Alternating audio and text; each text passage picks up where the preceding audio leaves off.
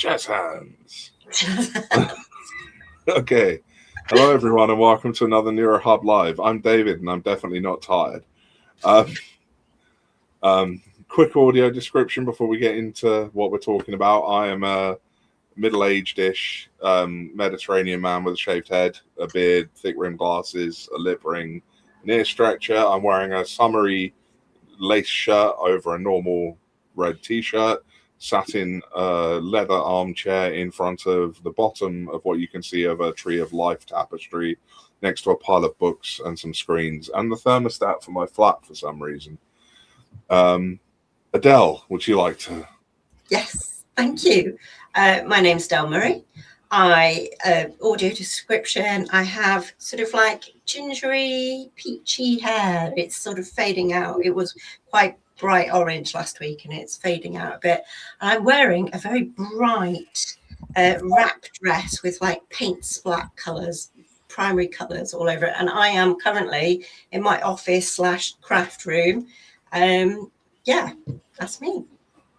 And yeah. Helen. Yeah, I'm Helen Edgar. I am in my late 40s. I've got longish, reddish hair with some grey, white streaks in it at the moment. I am white, female, wearing glasses, sat against a pink wall with some cupboards behind me. I'm very much looking forward to the discussion this evening. Yes, and we're going to be talking about what's been going on at NeuroHub, what we're doing, and we're going to talk about the Autistic Mental Health Conference that's coming up in less than 2 weeks now, isn't it? What's the date today? It's like 11 days. 11 days to the Autistic Mental Health Conference. And for those watching live, which currently none of you are, don't give away the secrets. you can hold out hope, because I'm going to drop a discount code for the conference during this live. But I will actually wait till someone is watching live before I do. At the moment, all the people are watching on recording, and they can't use the code because they weren't here live. Oh, look, someone's here. 2 people are here. We're going to drop a discount code for the conference if you haven't already got your tickets, so stick around. Okay. Helen, you were going to do an info dump. Do a Helen thing. Do a Helen thing. Do a Helen. Yeah, so I supported David and the community last year for the Autistic Mental Health Conference, and it was really, really, really, really good. And I wrote some blogs about that and about the impact it had for everybody attending. It was just a really warm, supportive, validating experience. And I think what was really interesting about it is one of the first kind of events that specifically created by autistic people for autistic people in a neurodivergent, affirming, non-pathologizing way. So we're not broken, we don't need to be fixed. And it was a really, really interesting conference, and I'm really looking forward to this year's conference. And I did a bit of a deep dive into the research around autistic mental health. It's not great, as many people may be able to realise.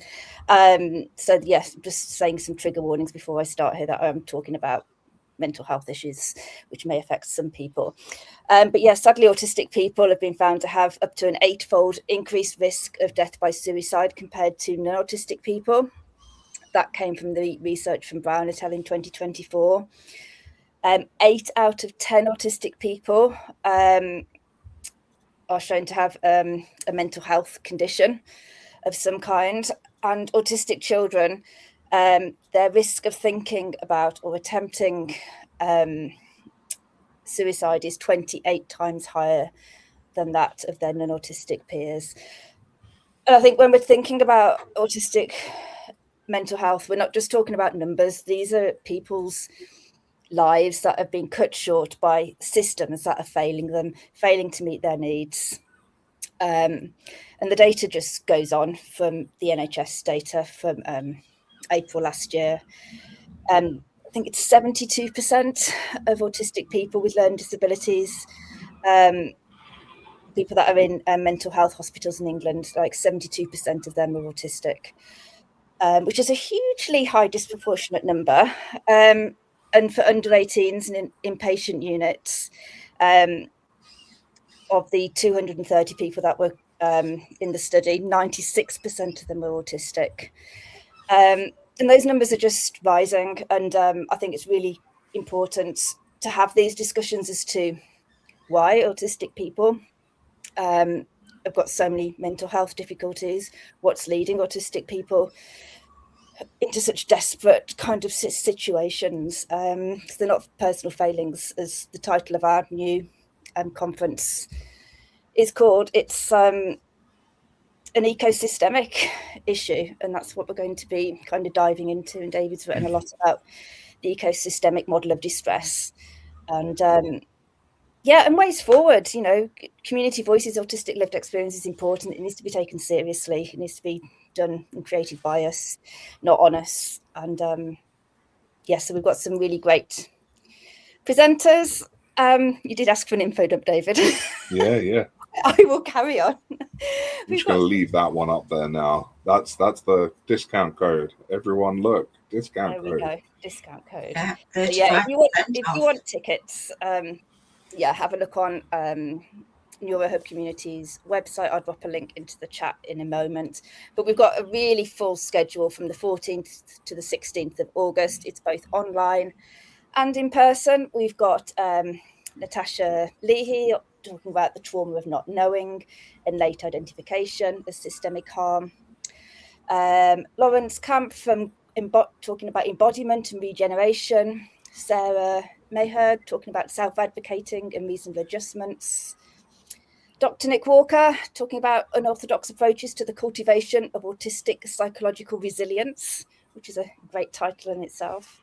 And just so many other amazing people. We've got Dr. Nathan Keats, Ed Shearer, Nick James, Jessica Dark, Karen Parker, Nikki Smith, Ava McCauley, Erin Eakins, Harry Manfield, Miriam Sotenkia, Stacey Baden, and Amber Dawn, plus many, many others who are going to be, because we didn't have time to put everybody in onto the live event, so we're going to have like an on-demand library with even more people kind of giving little talks throughout the day in pre-recorded sessions. So get your tickets. I will share some links now in the chat, and maybe David can talk a little bit about what actually the ecosystemic model of distress is, if you want to, David.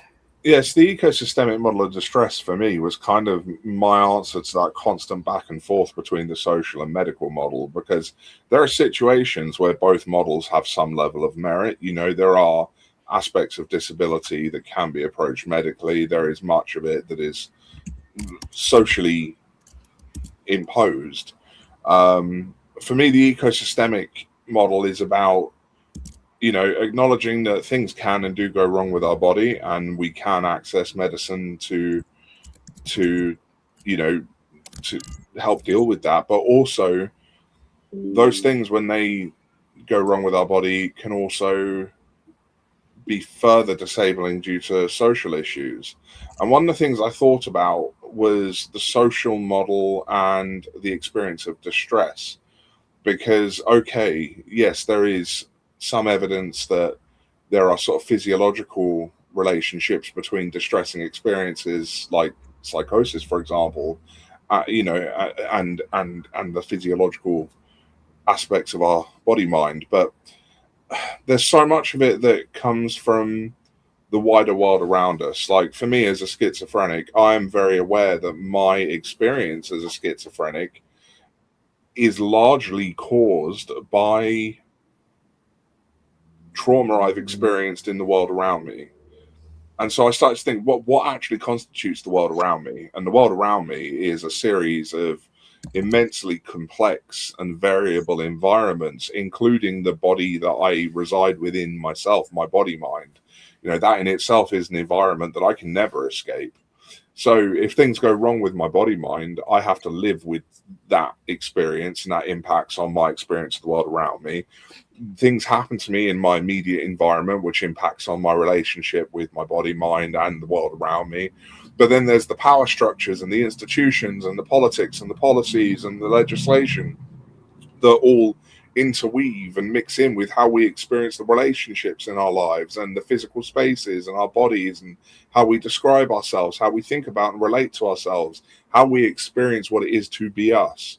And so for me, all of this complex stuff comes together to create what I call the human ecosystem, which I don't think is really something that I have to name, because humans are animals like every other animal on the planet. You know, we are one of the great apes. Come at me, I have references. Yeah, the ecosystemic model of distress is really just an acknowledgement that there, you know, whilst there can be medical elements to distressing experiences, a lot of the distress we experience is handed down to us by those complex interactions between all the different environments that we exist within on all the different levels, and how that creates who we are and what we experience.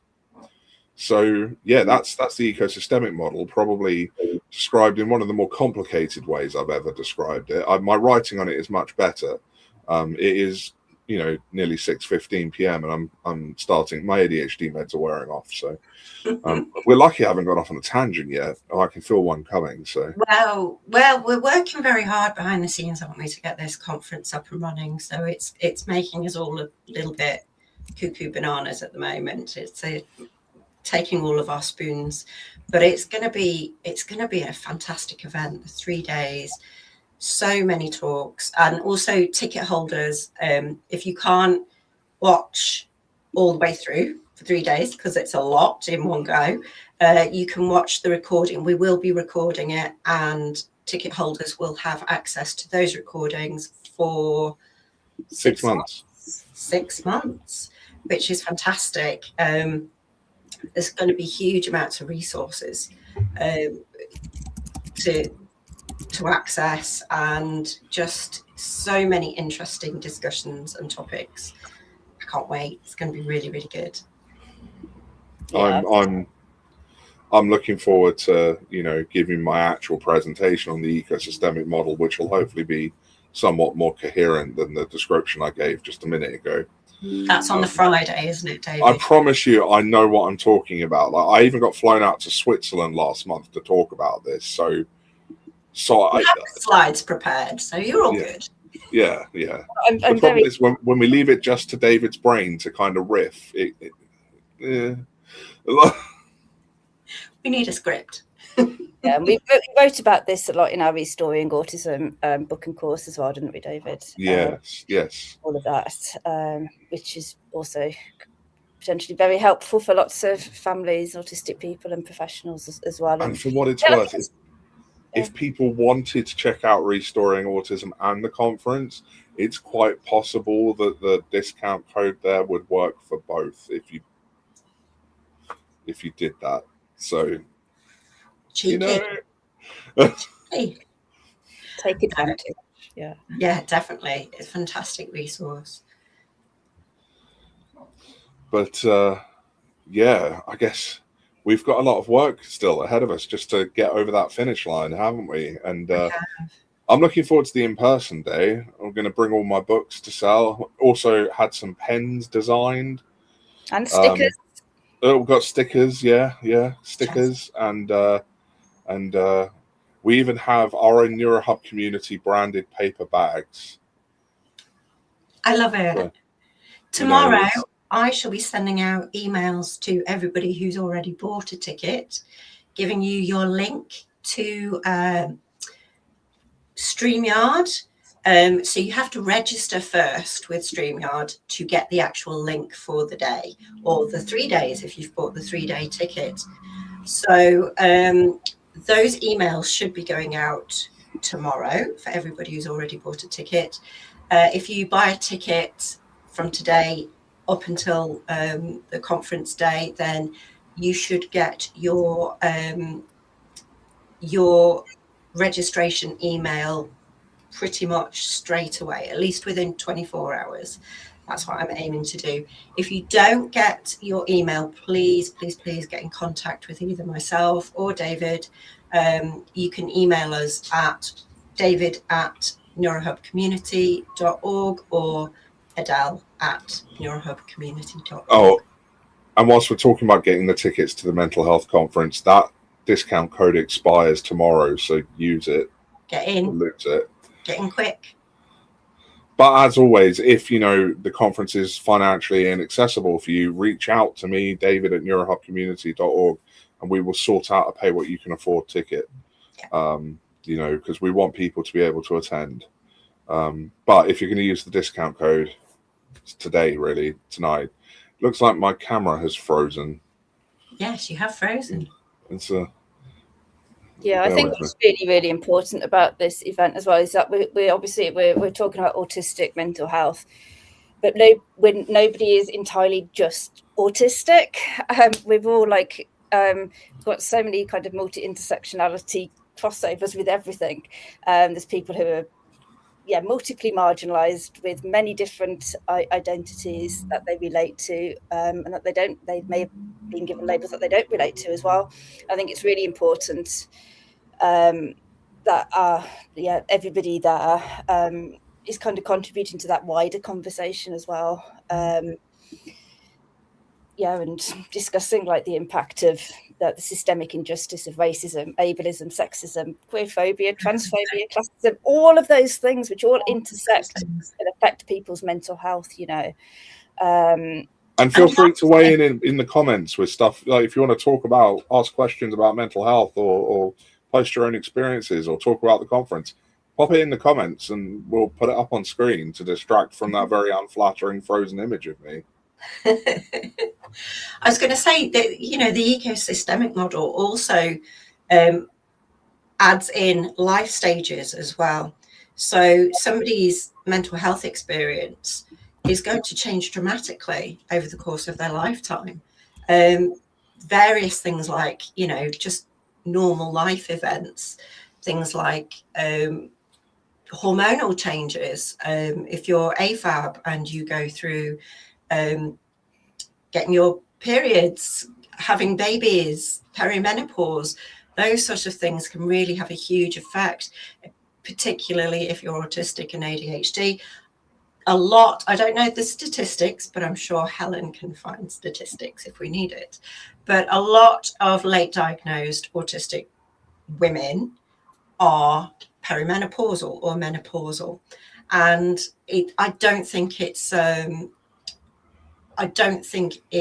coincidence that our symptoms become much worse during that shift in hormones.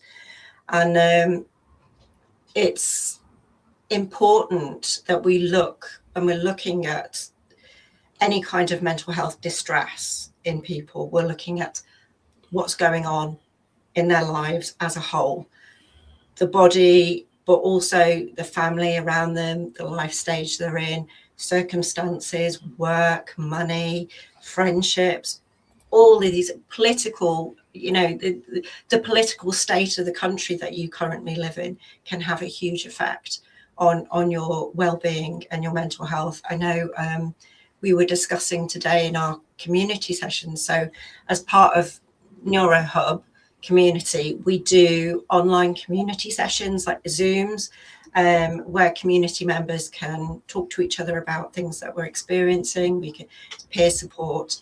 And one of our members today in the United States was discussing the challenges of being trans in the United States currently, and how that political environment has had a huge effect, not only on them, but also other people in the trans community and people that they support. And I think these are really important conversations that we need to be having. And it's just one of many examples of the way that sort of institutional power can have a effect on the individual's well-being, because we think about institutions in terms of how they affect entire populations, but as an individual, particularly a minoritized individual, the impact of political policy, institutional decisions on you as an individual can be incredibly extreme. And I think we need to really spend more time highlighting that this isn't just a population level issue. This is affecting people right down to the ground level. Yeah. I think we hear a lot in the community about how the ongoing discussion in the UK surrounding people who are out of work or disabled, disabilities, particularly, we're hearing a lot about sort of like people claiming PIP that have ADHD and autism being vilified for using the word disabled when discussing themselves as autistic or ADHD. There's a huge backlash, sort of. I think it's coming mainly from the media that are sort of making certain voices louder than they actually are.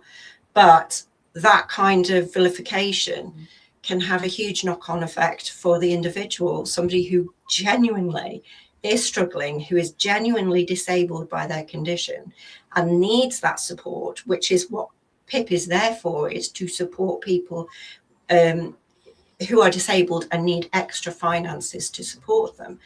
That person's very unlikely to want to claim because of that vilification. Yeah, sorry to interrupt you, Adele. I just thought I'd let David know that the live streaming has finished on Facebook and it's uploaded an 18-minute video, and the recording has stopped, but it may still be going on YouTube. I just thought it is still going on YouTube and 2 other Facebook sources. Okay. I do not know why it's disconnected from the other Facebook. Yeah. There we go. Sorry to interrupt you, Adele. I just saw that.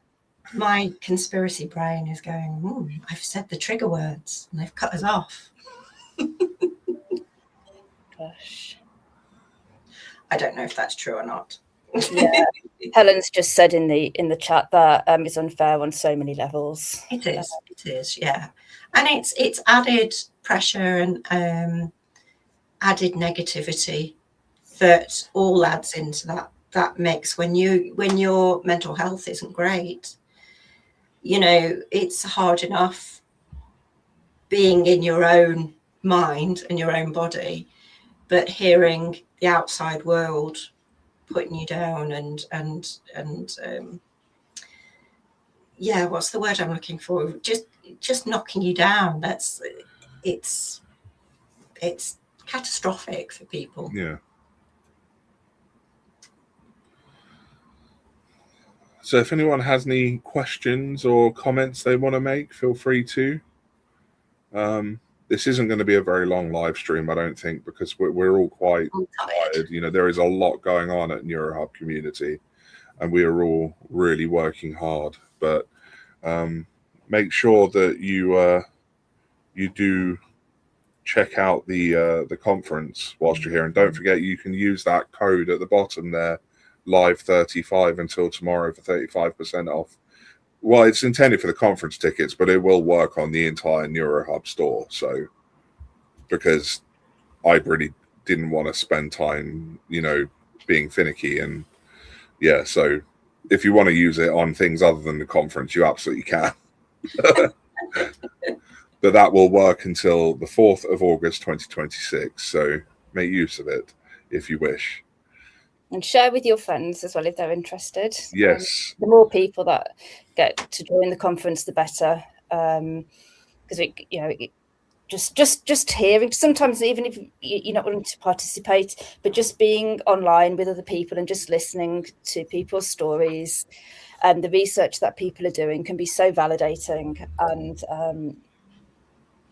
just meaningful. Because after so many years of kind of people pathologizing us and being misunderstood, for myself, just finding communities like this where people just genuinely get it is just kind of life-changing in itself. We might not have all the answers at the conference, but we can definitely bring in that community support, that we are all in this together and we are all working towards change. And it's not just for neurodivergent people either. Anybody that is interested, anybody who works with neurodivergent people. So I would highly recommend, if you've got a friend, a relative that works in healthcare, that's a teacher, that's in education, that's in literally any sort of like any career where you are speaking face to face, or dealing with people who may or may not be neurodivergent. It's well worth coming along, finding out what neurodivergent people are actually saying, what the actual experience is, and what sort of things you can do to help individuals, help the community. Also, there is nowhere where you're working where you're not dealing with neurodivergent people. We are literally everywhere. It's why the whole awareness thing exists. We have to warn people we're here. This is why I wear bright clothing, so they can spot me a mile off. I wear a bell around my neck. I've got a fan. I love that, Helen. You just actually have a fan. Check out the Autistic Mental Health Conference. I've wrote a new blog today as well, which has got tons more research and information and really sad facts and statistics about why this is so important, because it's people's lives. It's the difference between people being able to carry on with their lives, and we want people to be here, to feel supported. So it's really important.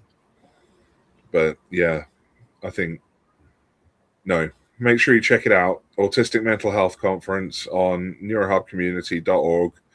Code Live35 until the 4th of August, so that's tomorrow, and you can get 35% off. And 35% Installing Autism as well. You get yeah.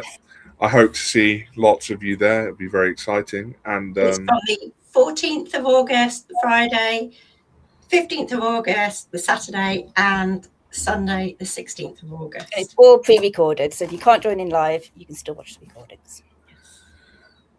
But on that note, I think I'm going to let us all go, because I'm reading the room here for the first time in my life, and I think we're all as exhausted as each other. Yeah. It's very warm here. I don't know what it's like for other people watching. It's like this isn't just for aesthetics.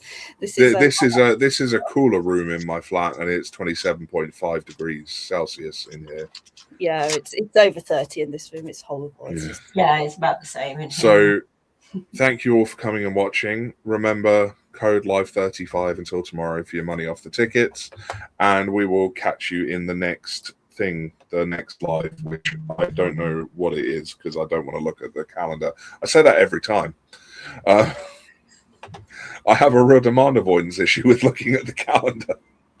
Work, right. It's work. I don't know. No work, please. Okay. Well, we will. Maybe some or all of us will see you on the next one. So take care, everyone. Bye. Bye.